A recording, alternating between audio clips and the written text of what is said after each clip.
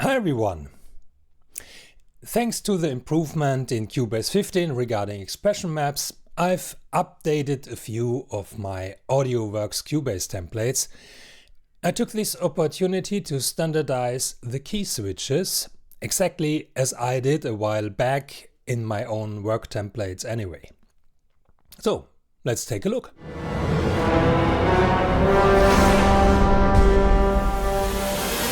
For anyone interested in the new templates, here's an overview of how I've assigned the key switches. These key switches are the same in all Audio-Worx Cubase 15 templates. The range from C-2 to B-1 is a good choice, as this is generally outside the playable range. I started by placing the basic and most important articulations there, which are used across many libraries. These are shown here in white.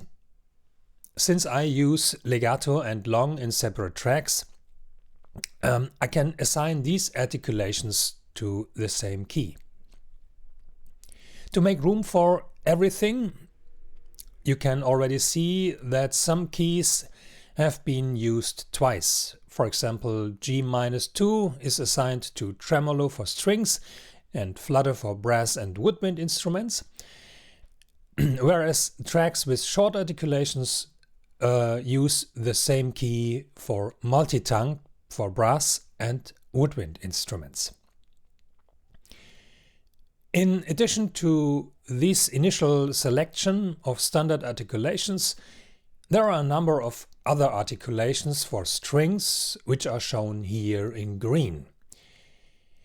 This includes, for example, flautando, available in various Spitfire libraries, consordino and harmonic for the longs. For the shorts, I have assigned staccatissimo and spiccato to the same key.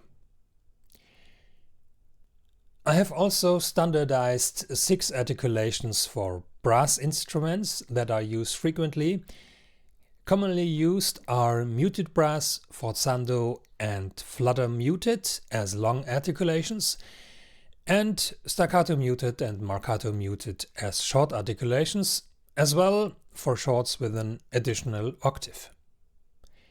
Now, for example, I can switch to staccato without having to think about which key is assigned to it in the current library.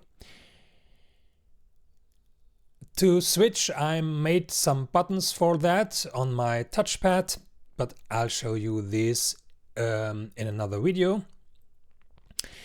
It took me a while to map these various articulations to the key switches in a way that it works across different libraries. Of course, all other articulations are also assigned in this section. Some overlap is therefore unavoidable, and the list shown here includes only the most common articulations. It is therefore not complete. But of course, all the articulations in the different libraries are assigned, and that's the reason why it seemed that there are some keys not assigned, but in fact they are. That was my overview of the new key switch assignment, standardized across all Audio-Worx Cubase 15 templates.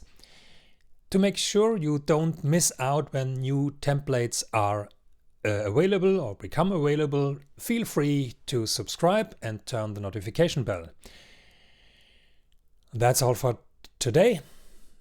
So, thanks for watching and bye bye.